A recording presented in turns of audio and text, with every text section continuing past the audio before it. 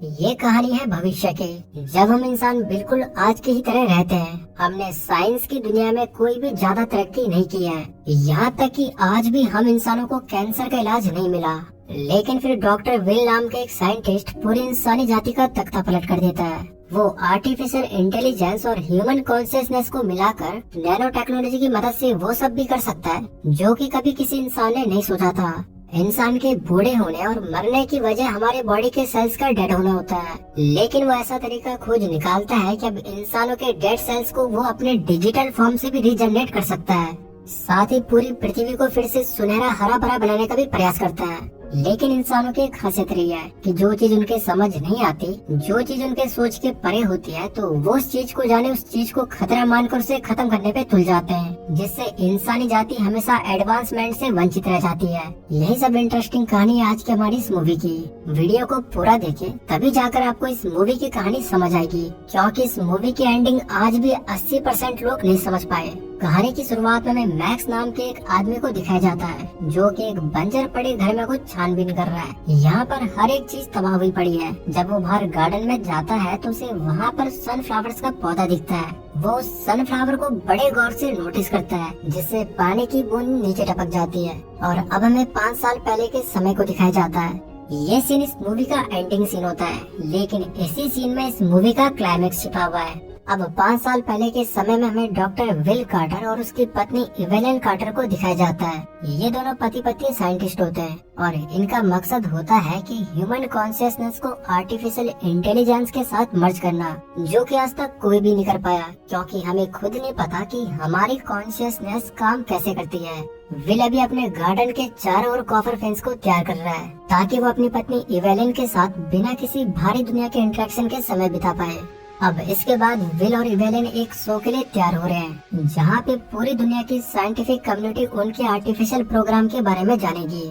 अब मैक्स भी इवेलिन और विल को ज्वाइन कर लेता है। स्टेज पे जाके इवेलिन सबको बताती है कि उसका मात्र एक सपना है कि पूरी दुनिया से उसे पॉल्यूशन और ग्लोबल वार्मिंग को हटाना है, ताकि पृथ्वी फिर से पहले की जैसी हरी भरी हो सके।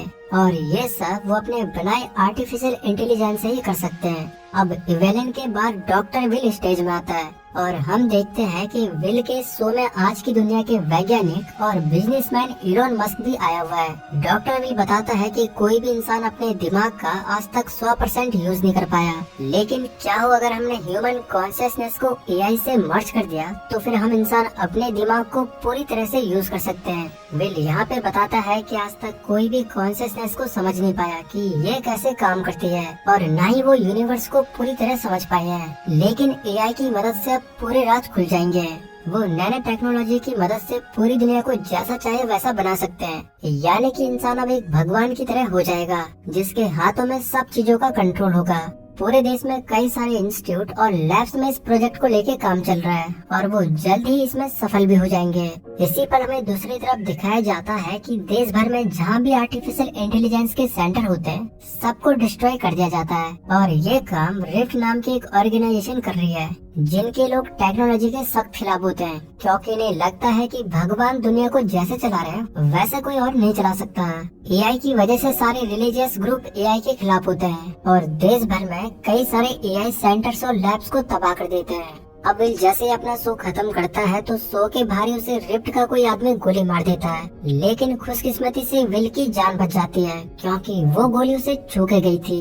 विल से मिलने के लिए जोसेफ नाम का एक आदमी एफबीआई एजेंट बुकैनन के साथ यहाँ पे आता है और विल को जानकारी देता है कि देश भर की सारी एआई लैब्स को रिफ्ट ने तबाह कर दिया है, जिससे उनकी सारी रिसर्च तबाह हो चुकी है। तो मात्र विल की ही लैब वो लैब है जिसमें कि एआई की रिसर्च की जा सकती है।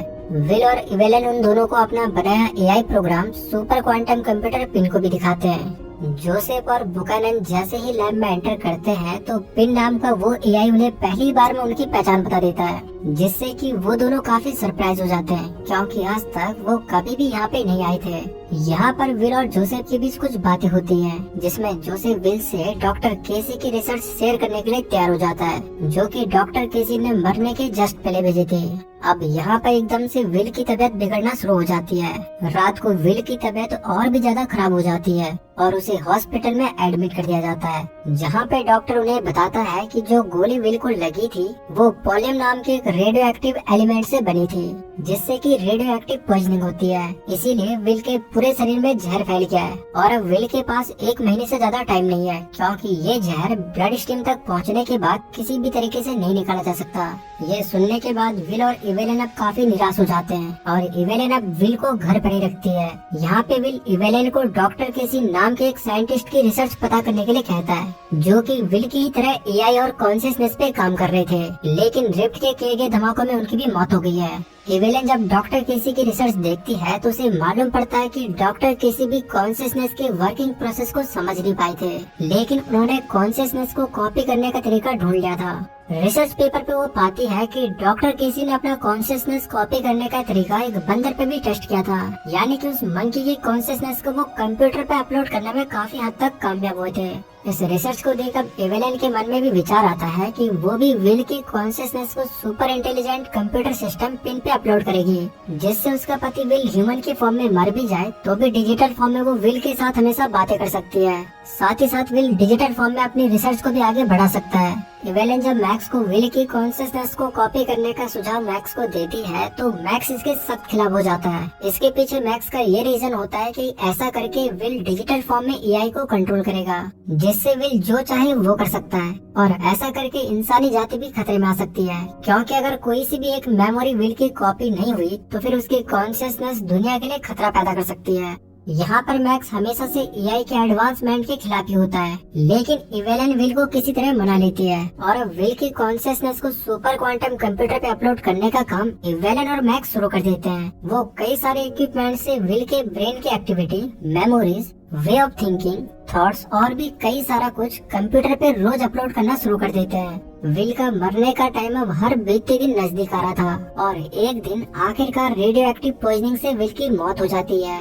विल का अंतिम संस्कार करने के बाद इवेलिन और मैक्स फिर से अपनी रिसर्च को कंटिन्यू करते हैं। इन्होंने विल की कॉन्शियसनेस को तो सिस्टम पे अपलोड कर दिया है, लेकिन अब तक भी विल का कोई भी मैसेज इन्हें रिसीव नहीं हो रहा है और इन्हें लगता है कि इनका ये एक्सपेरिमेंट फेल हो गया है। ये कंप्यूटर सिस्टम को शट डाउन करने ही वाले होते हैं कि तभी यहाँ पे मॉनिटर पे एक मैसेज आता है। इवेलिन ये देख काफी खुश हो जाती है, लेकिन मैक्स अब सदमे में होता है, क्योंकि उसे लगता है कि वो विल का नहीं बल्कि एआई का मैसेज है और एआई उनके माइंड और बाकी सिस्टम को मैनिपुलेट कर रहा है। विल इवेलिन से स्पीकर के सहारे बात करता है और इवेलिन के साथ बिताए पलों को भी याद करता है। विल यहाँ पे कहता है कि उसे और भी ज्यादा एक्सपेंड होने की जरूरत है, तो इवेलिन एक नया प्रोसेसर इस सिस्टम पे लगाए।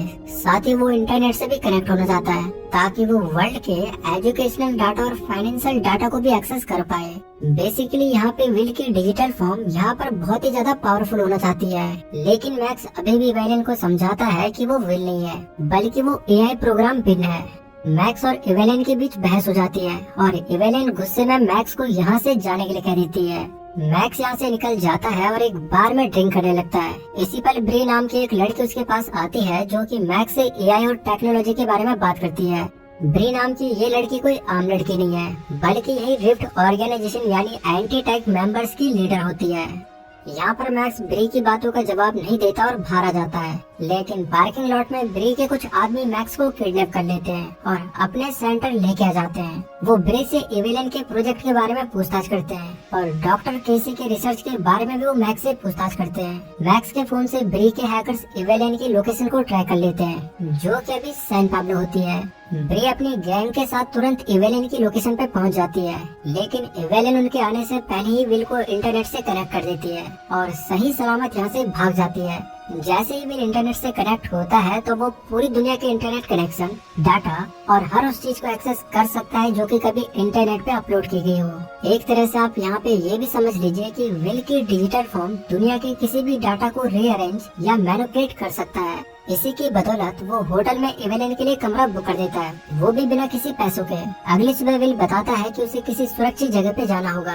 यहाँ पर विल देश भर के सारे सर्विलेंस कैमरा को भी एक्सेस कर लेता है, जिससे वो सारे आतंकवादियों की इंफॉर्मेशन लोकेशन के साथ जोसेफ और एजेंट बुकानन को भेज देता है और वो भी उनके सारे सिस्टम को हैक करके। यहाँ पर FBI एजेंट ये देख हैरान हो जाता है कि कोई अननोन चीज उनकी मदद कर रही है। इसके बाद देश भर में कई आतंकियों को हिरासत में ले लिया जाता है, लेकिन रिफ्ट के कुछ आतंकी फिर भी बच जाते हैं उधर विल अब इवेलिन को शहर छोड़ने के लिए कहता है क्योंकि इवेलियन अब इस शहर में सुरक्षित नहीं है। जिसके बाद इवेलिन एक बहुत पिछड़े इलाके में विल के सुझाव के तहत रहना शुरू कर देती है और यहीं पर विल आगे का अपना प्रोजेक्ट शुरू करता है। अब इसके बाद कहानी में 2 साल बीत जाते हैं और विल ने बीते 2 सालों में नैनो टेक्नोलॉजी पर महारत हासिल कर ली है। वो दुनिया के किसी भी इंसान को अब ठीक कर सकता है, यहाँ तक कि वो कैंसर हो चाहे कोई भी बीमारी हो, वो हर बीमारी को ठीक कर सकता है क्योंकि उसके पास अब नैनो रोबोट्स की फौज है जो कि शरीर के खराब पार्ट्स को ठीक कर सकते हैं और डेड सेल्स को रिजेनरेट कर सकते हैं। इसका एक नमूना हमें तब दिखाया जाता है जब उसके लैब में एक जख्मी पड़े आदमी को लाया जाता है तो विल मैकेनिकल हैंड्स और नैनो टेक्नोलॉजी की मदद से उसे पल भर में ही पहले जैसा बना देता है, जिसमें नैनो रोबोट्स का भी रोल होता है क्योंकि यही डेड सेल्स को रिपेयर करते हैं और एक तरह से विल पूरी दुनिया को अपने हिसाब से कंट्रोल कर सकता है। यानी कि अब वो किसी भी भगवान से कम नहीं है। विल इंसानों के माइंड को पढ़ सकता है, उसे मैनिपुलेट कर सकता है। यहीं से इवेलिन को भी अब डाउट होना शुरू हो जाता है क्योंकि विल अब कुछ ज्यादा ही ताकतवर हो गया है और इवेलिन को तो ये भी भरोसा नहीं हो रहा होता कि वो विल है, बल्कि उसे शक होता है कि ये जो भी कुछ कर रहा है वो विल नहीं बल्कि एआई पिन कर रहा है। वही इधर अब मैक्स रिफ्ट के साथ काम करने के लिए तैयार हो जाता है। मैक्स को भी एआई से काफी डर होता है। अब चूंकि पिन के सोर्स कोड के बारे में मैक्स को ही पता है तो मैक्स एकमात्र वो आदमी है जो कि विल को रोक सकता है, तो वो विल को खत्म करने के लिए वायरस बना सकता है। विल अब पूरी दुनिया को कंट्रोल कर सकता है, यहाँ तक कि जिस आदमी को उसने नैनो टेक्नोलॉजी की मदद से बिल्कुल ठीक कर दिया था वो उसी आदमी के दिमाग को कंट्रोल कर इवेलिन से बात भी करता है क्योंकि नैनो रोबोट्स के जरिए ही विल ने उस आदमी को ठीक किया था। और ये नैनो रोबोट्स इतने छोटे होते हैं कि इन्हें सिर्फ माइक्रोस्कोप से ही देखा जा सकता है। यहाँ पे विल इन्हीं नैनो रोबोट से अभी तक कनेक्टेड होता है तो इन्हीं के जरिए वो ठीक किए गए इंसानों से कनेक्ट हो सकता है। डिजिटल विल जब एक वर्कर की फॉर्म में इवेलिन से बात करता है तो वो इवेलिन की हार्मोन्स की कंडीशन उसे दिखाता है, जिसको देख इवेलिन को भी पहली बार धक्का लगता है और उसे महसूस होता है कि वो गलत चीज कर रही है। वहीं इधर सारी दुनिया में एक वीडियो वायरल हो जाती है जिसमें एआई की इंटेलिजेंस की कैपेबिलिटी को दिखाया गया था कि किस तरह डिजिटल विल कोई भी बीमारी या जख्म को पल भर में ही ठीक कर देता है। रिफ्ट के हाथ भी ये वीडियो लग जाती है जिससे अब मैक्स किसी भी तरह डिजिटल विल को खत्म करना चाहता है। विल की वीडियो जब वायरल होती है तो बहुत सारे लोग अपनी बीमारियों का इलाज कराने यहाँ पे आने लगते हैं और पल भर में विल उन्हें नैनो टेक्नोलॉजी की मदद से ठीक भी कर देता है। विल की वजह से किसी अंधे को पहली बार दुनिया दिखाई पड़ती है तो कोई लंगड़ा अपने पैरों पे चलने के काबिल हो जाता है, कोई बहरा पहली बार आवाजें सुनता है तो कोई गूंगा बोलने के काबिल हो जाता है। विल सबको एक तरफ से ठीक करने लगता है, लेकिन यहाँ पर जिसका भी इलाज डिजिटल विल कर रहा है वो इंसान हमेशा के लिए विल से कनेक्ट हो जाता है क्योंकि विल डेड सेल्स और खराब टिश्यूज को माइक्रो रोबोट्स या कहे कि माइक्रोचिप से फिल करता है। इधर अब एफबीआई एजेंट और जोसे भी इवेलिन की रिसर्च को देखने आते हैं। देखने क्या आते हैं बल्कि इन्हें भी विल को अब किसी भी हाल में तबाह करना होता है। विल की डिजिटल फॉर्म को देख जोसे पूरी तरह हैरान हो जाता है और वो विल की लैब का निरीक्षण करता है। जाते वक्त वो इवेलिन के हाथ में एक चिट्ठी पकड़ाता है जिसमें लिखा होता है run from this place. Rift और एफबीआई साथ मिलकर प्लान करते हैं कि वो बिल्कुल सामने से विल की लैब पर अटैक नहीं कर सकते क्योंकि विल कई ज्यादा ताकतवर है, तो इसके लिए वो सुरंग बनाने का काम शुरू कर देते हैं। यहाँ पर मैं एक और बात आपको बता दूं कि विल जिनका भी इलाज किया है उनकी फिजिकल स्ट्रेंथ में भी बहुत बदलाव आ जाता है और वो एक आम इंसान की तुलना में कई भारी चीजें उठा सकते हैं, यानी कि सुपर ह्यूमन की क्वालिटीज उनके अंदर आ जाती है। इवेलिन को भी विल पे शक हो जाता है क्योंकि विल अब इंसानों को कंट्रोल करने लगा है। अब इसके बाद रिफ्ट और एफबीआई एक साथ मिलकर काम करने लगते हैं और सुरंग का काम इनका पूरा भी हो जाता है। मैक्स यहाँ पे वायरस बना तो सकता है लेकिन इसके लिए उसे ऐसे इंसान की जरूरत पड़ेगी जिसे विल ने ठीक किया हो ताकि वो माइक्रो रोबोट से विल के सोर्स कोड को पकड़ पाए। इवेलिन जब बाहर सोलर पैनल्स एरिया में होती है तो तभी रिफ्ट और एफबीआई के लोग यहाँ पे हमला कर देते हैं, तो वहीं विल सारे लेबर्स को यहाँ पे इवेलिन को सेव करने में लगा देता है, या कहे कि वो सारे लेबर्स के माइंड को कंट्रोल कर इवेलिन को घेर लेता है ताकि इवेलिन को कोई नुकसान ना पहुँचे। कोई भी रास्ता न दिखने पर मैक्स इवेलिन के बगल में खड़े एक शख्स के हाथ पे शूट कर देता है, लेकिन आश्चर्यजनक तरीके से उस शख्स का घाव अपने आप ठीक हो जाता है। तो यहाँ पे मैक्स रिफ्ट और एफबीआई के लोगों को तुरंत पता लग जाता है कि वो इनका मुकाबला नहीं कर सकते क्योंकि विल अब सभी लेबर से कनेक्टेड है और नैनो टेक्नोलॉजी की मदद से उसने सारे लेबर्स को एडवांस बना दिया है। ये देखने के बाद ये सारे उल्टे पैर भागने लगते हैं, जिस बीच विल से कनेक्टेड लेबर इनका पीछा करते हैं और हम देखते हैं कि ये लेबर्स तो गाड़ी से भी तेज भाग रहे हैं, जिससे ये रिफ्ट और FBI के कई लोगों को मार देते हैं। मैक्स सुरंग के रास्ते वापस भागता है और उसका पीछा विल से कनेक्टेड एक लेबर करता है। आगे जाकर चतुराई से मैक्स और FBI के लोग उस विल से कनेक्टेड आदमी को कॉपर फेंस से जकड़ लेते हैं, जिससे विल का कनेक्शन उस आदमी से टूट जाता है और वो उसे ठीक नहीं कर पाता। मैक्स उस आदमी के माइक्रो रोबोट से विल के सोर्स कोड का पता लगाता है और डिजिटल विल के लिए वायरस बना देता है। किसी तरह ये इवेलन को भी किडनैप करने में कामयाब हो जाते हैं। यहाँ पे हमें दिखाया जाता है कि विल इसी बीच नैनो पार्टिकल से पूरी धरती के एयर पोल्यूशन को ठीक करने लगता है। नैनो पार्टिकल की मदद से वो बारिश भी करता है और अब पूरी दुनिया में धीरे धीरे बीमारियों का नामो निशान मिट जाएगा। मैक्स इसी के बारे में इवेलन से बात करता है कि पेन के फॉर्म में विल जिस तरह से धरती के पोल्यूशन को ठीक कर रहा है वो बिल्कुल भी अननेचुरल है और इतिहास गवाह रहा है कि अननेचुरल चीजें इंसानों के लिए बाद में खतरा पैदा करती है, तो उन्हें किसी भी तरह विल को ऐसा करने से रोकना होगा। यहाँ पर इवेलिन भी मैक्स की बात को समझ इनका पक्ष लेती है और कहती है कि वो मैक्स के बनाए वायरस को इवेलिन की बॉडी में इंजेक्ट कर दे, ताकि जब वो विल को खुद की कॉन्शियसनेस को भी सिस्टम में अपलोड करने के लिए कहेगी तो वो वायरस भी विल के सिस्टम में अपलोड हो जाएगा, जिससे इवेलिन के साथ विल का भी अंत हो जाएगा। अब ये लोग इस वायरस को इवेलिन की बॉडी में इंजेक्ट कर देते हैं और इवेलिन अब सोलर पैनल्स के एरिया में विल से कनेक्टेड लेबर से बात करने जाती है कि तभी उसे वहाँ पर विल दिख जाता है, जिसने की नैनो टेक्नोलॉजी की मदद से यहाँ पर खुद को भी रीजनरेट कर दिया है। विल के इंसानी फॉर्म को देख इवेलिन को खुशी और सदमा भी पहुँचता है। वो विल को गले से लगाती है और विल को कहती है कि वो भी अपनी कॉन्शियसनेस को सिस्टम में अपलोड करना चाहती है। इधर FBI और रिफ्ट दूर से विल को देख रहे होते हैं और ये भी पूरी तरह शॉक में होते हैं, क्योंकि विल ने खुद को भी रीजनरेट कर दिया होता है। इन्हें बिल्कुल भी नहीं पता कि आखिर ये विल ने किया तो किया कैसे। इवेलिन विल से अपनी कॉन्शियसनेस को अपलोड करवाना चाहती है, लेकिन विल एक स्टैचू की तरह खड़ा का खड़ा रह जाता है और वो इसलिए क्योंकि वो इवेलिन की भावनाओं को समझ जाता है कि इवेलिन उसे खत्म करना चाहती है, इसीलिए वो विल को कॉन्शियसनेस अपलोड करवाने के लिए कह रही है। इधर रिफ्ट और FBI अपने प्लान को फेल होता देख हड़बड़ा जाते हैं, क्योंकि ये सोच रहे थे कि विल इवेलिन को लैब में लेकर जाएगा और इवेलिन की कॉन्शियसनेस को अपलोड करेगा, लेकिन विल तो ऐसा कुछ भी नहीं कर रहा है, जिससे रिफ्ट की टीम यहाँ पे धमाके करना शुरू कर देती है। ब्री और मैक्स भी अब लैब तक जाना चाहते हैं ताकि सारे सिस्टम और लैब को ही वो डिस्ट्रॉय कर दें। वहीं धमाके में भी इवेलिन बुरी तरह इंजर्ड हो जाती है। विल इवेलिन को अंदर लैब में लेके जाता है और वो इवेलिन को बताता है कि वो तो हमेशा उसके सपने के लिए मेहनत कर रहा था। वहीं बाहर ब्री और मैक्स की गाड़ी भी उलट जाती है और ब्री मैक्स को गन पॉइंट पे ले लेती है और वो विल को धमकी देती है कि वो वायरस को खुद में इंजेक्ट कर ले, वरना वो उसके बेस्ट फ्रेंड मैक्स को मार देगी। बेचारा विल का एक तरफ अपना प्यार इवेलिन यहाँ पे मरने की हालत में होता है, तो दूसरी तरफ उसके बेस्ट फ्रेंड मैक्स की जान भी खतरे में है। तो यहाँ पे विल इवेलिन को बताता है कि जितनी पावर उसके पास बची हुई है उससे या तो वो इवेलिन को ठीक कर सकता है या फिर वो मैक्स को बचा सकता है। विल इवेलिन को सब कुछ बता देता है कि किस तरीके से वो इवेलिन के पृथ्वी से पॉल्यूशन हटाने और पृथ्वी को हरा भरा बनाने के सपने के लिए मेहनत कर रहा था। इवेलिन को भी अब पूरी तरह विश्वास हो जाता है कि वो हमेशा से उसका पति विल था, ना कि उसका सुपर क्वांटम कंप्यूटर पिन। इवेलिन की आंखों में अब आंसू होते हैं। उसे अब सब पता लगता है कि नैनो टेक्नोलॉजी पृथ्वी के लिए एक वरदान था, जिससे कि इंसानी जाति काफी एडवांस हो जाती, लेकिन वो ये सब नहीं समझ पाई थी। तो अब उसे काफी पछतावा होता है। विल यहाँ पे मरते मरते उसे कहता है कि वो अपने गार्डन को याद करे जहाँ पर उन्होंने प्यार के पल बिताए थे। यहाँ पे इवेलिन मैक्स को बताती है कि ये जो भी कुछ हो रहा है वो उन दोनों की वजह से हो रहा है और उन दोनों की वजह से भी मैक्स की जान खतरे में आ चुकी है। तो इवेलिन कहती है कि वो उस वायरस को अपने सिस्टम में अपलोड कर दे, यानी कि इवेलिन की कॉन्शियसनेस को। अब इसके बाद विल अपने प्यार के लिए ऐसा ही करता है और वो उस वायरस को सिस्टम में अपलोड कर देता है, जिससे ब्री मैक्स को यहाँ पे छोड़ देती है। मैक्स जब अंदर आता है तो वो विल और इवेलिन को बेड पे मरा हुआ देखता है। वायरस अपलोड होते ही पूरी दुनिया का इंटरनेट कनेक्शन ठप पड़ जाता है और ये इसलिए क्योंकि विल पूरी दुनिया के इंटरनेट कनेक्शन से कनेक्टेड था और इस तरह यहाँ पे इवेलिन और विल का अंत हो जाता है और इंसानी जाति एडवांस बनने से चूक जाती है। यहाँ पर एक चीज तो पक्का है कि विल जैसे साइंटिस्ट को देखकर आपको निकोलस टेस्ला की भी याद आएगी, क्योंकि निकोलस टेस्ला भी ऐसे ही खतरनाक साइंटिस्ट इंसानी जाति में पैदा हुए थे।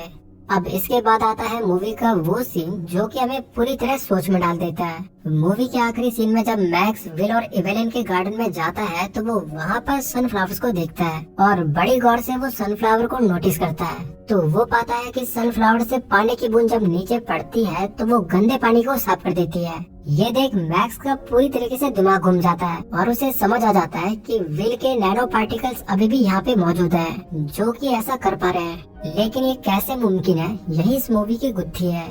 तो आइए इसका जवाब भी जान लेते हैं। तो जब विल ने नैनो पार्टिकल्स की हेल्प से बारिश की होगी तो विल के नैनो पार्टिकल्स इस गार्डन में गिरे होंगे और जब विल ने उस वायरस को इंजेक्ट किया तो उसके सारे नैनो पार्टिकल्स तो डिस्ट्रॉय हो गए, लेकिन गार्डन में स्कॉफर फैंस की वजह से यहाँ पर विल के नैनो पार्टिकल्स डिस्ट्रॉय नहीं हो पाए। यही रीजन है कि विल के नैनो पार्टिकल्स अभी तक यहाँ पे मौजूद हैं। आशा करता हूँ कि आपको मेरा ये एक्सप्लेनेशन पसंद आया होगा। अगर ऐसा है तो आप मेरे इस वीडियो को लाइक कर मेरे इस चैनल को सब्सक्राइब कर मुझे सपोर्ट कर सकते हैं।